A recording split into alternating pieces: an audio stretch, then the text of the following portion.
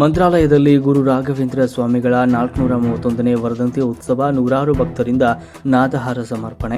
ಕಲಿಯುಗ ಕಾಮಧೇನು ಶ್ರೀ ಗುರು ರಾಘವೇಂದ್ರ ಸ್ವಾಮಿಗಳ 431ನೇ ಹುಟ್ಟುಹಬ್ಬವನ್ನು ಮಂತ್ರಾಲಯದಲ್ಲಿ ವರ್ಧಂತಿ ಉತ್ಸವವಾಗಿ ಸಡಗರ ಸಂಭ್ರಮದಿಂದ ಆಚರಿಸಲಾಗುತ್ತಿದೆ. ಕಳೆದ 6 ದಿನಗಳಿಂದ ವಿಜೃಂಭಣೆಯಿಂದ ನಡೀತಾ ಇರುವ ಗುರು ವೈಭವೋತ್ಸವಕ್ಕೆ ಇಂದು ರಾತ್ರಿ ಸಾಂಸ್ಕೃತಿಕ ಕಾರ್ಯಕ್ರಮಗಳೊಂದಿಗೆ ತೆರೆ ಬೀಳಲಿದೆ. ಗುರುರಾಯರ ಪಟ್ಟಾಭಿಷೇಕ ಹಾಗೂ ವರ್ಧಂತಿ ಉತ್ಸವವನ್ನು ಪ್ರತಿ ವರ್ಷದಂತೆ ಈ ವರ್ಷವೂ ಮಂತ್ರಾಲಯದಲ್ಲಿ ಗುರು ವೈಭವೋತ್ಸವವಾಗಿ ಅದ್ದೂರಿಯಿಂದ ಆಚರಿಸಲಾಗ್ತಾ ಇದೆ. ವರ್ಧಂತಿ ಉತ್ಸವ ಹಿನ್ನೆಲೆ ಬೆಳಗ್ಗಿಂದಲೇ ನಾನಾ ಧಾರ್ಮಿಕ ಕಾರ್ಯಕ್ರಮಗಳು, ಪೂಜೆಗಳನ್ನು ನೆರವೇರಿಸಲಾಗ್ತಾ ಇದೆ.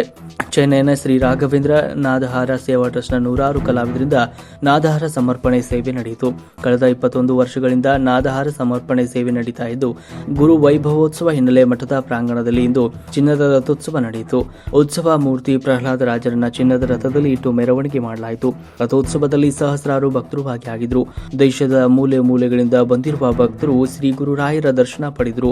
ಇನ್ನು ಚತುರ್ಯುಗ ಮೂರ್ತಿ ಬ್ರಹ್ಮ ಕರಾರ್ಚಿತ ಮೂಲ ರಾಮದೇವರ ಮೂರ್ತಿ ಪೂಜೆಗೆ ರಜತ ಶೇಷವಾಹನ ಪೀಠ ಹಾಗೂ ಸಜೀಂದ್ರ ತೀರ್ಥರ ಮೂಲ ಬೃಂದಾವನಕ್ಕೆ ಬಹುಕೋಟಿ ವೆಚ್ಚದ ನವರತ್ನ ಕವಚ ಸಮರ್ಪಣೆ ಕಾರ್ಯಕ್ರಮಗಳು ಇಂದು ನಡೀತಾ ಇವೆ ಎಂದು ಮಠಾಧೀಶರು ಮಾಧ್ಯಮಗಳ ಮುಂದೆ ತಿಳಿಸಿದ್ದಾರೆ. ವರದಿ ವೀರನಗೌಡ, ಗಾರದಿನಿ, ರಾಯಚೂರು.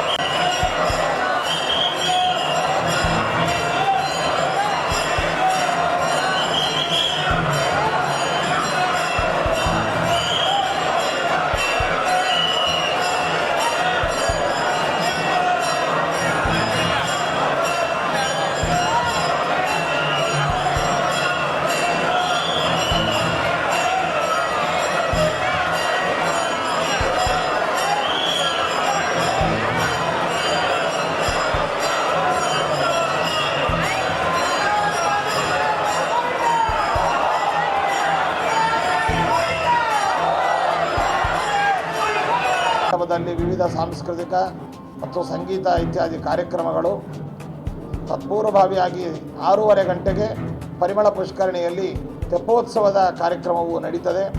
ಈ ನಂತರದಲ್ಲಿ ವೇದಿಕೆ ಕಾರ್ಯಕ್ರಮ, ವೇದಿಕೆಯ ನಂತರದಲ್ಲಿ ಗಣ್ಯರ ಸನ್ಮಾನ ಇತ್ಯಾದಿ ಕಾರ್ಯಕ್ರಮಗಳು, ಆನಂತರದಲ್ಲಿ ಶ್ರೀಮಠದ ರಥೋತ್ಸವ, ರಜತ ಗಜವಾಹನೋತ್ಸವ, ಸುವರ್ಣ ರಥೋತ್ಸವ, ನವರತ್ನ ರಥೋತ್ಸವ, ರಜತ ರಥೋತ್ಸವ ಮೊದಲಾದ ಉತ್ಸವಗಳೆಲ್ಲವೂ ಕೂಡ ಪ್ರಾಕಾರದಲ್ಲಿ ನಡೀತದೆ. ಈ ನಾದಹಾರದ ಕಾರ್ಯಕ್ರಮವು ಮಧ್ಯರಾತ್ರಿಯ ತನಕವೂ ಕೂಡ ನಿರಂತರವಾಗಿ ಇಲ್ಲಿ ನಡೀತದೆ.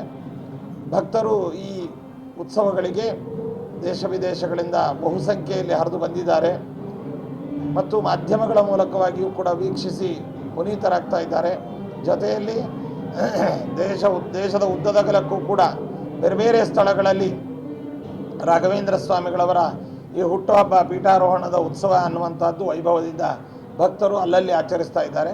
ಹೀಗೆ ಒಟ್ಟಾರೆ 405ನೆಯ ಈ ಪಟ್ಟಾಭಿಷೇಕ ಮಹೋತ್ಸವ, ಅದೇ ರೀತಿಯಾಗಿ 431ನೇ ವರ್ಷದ ಜನ್ಮದಿನದ ಉತ್ಸವದ ಕಾರ್ಯಕ್ರಮ, ಇಂದಿಗೆ ಸಪ್ತರಾತ್ರೋತ್ಸವ ರಾಘವೇಂದ್ರ ಗುರುವೈಭವೋತ್ಸವ ಅನ್ನುವಂಥದ್ದು ಇಂದಿನ ಉತ್ಸವದೊಂದಿಗೆ ಪೂರ್ಣಗೊಳ್ಳಲಿದೆ ಅಂತ ಈ ಸಂದರ್ಭದಲ್ಲಿ ತಿಳಿಸ್ತಾ ಇದ್ದೇವೆ.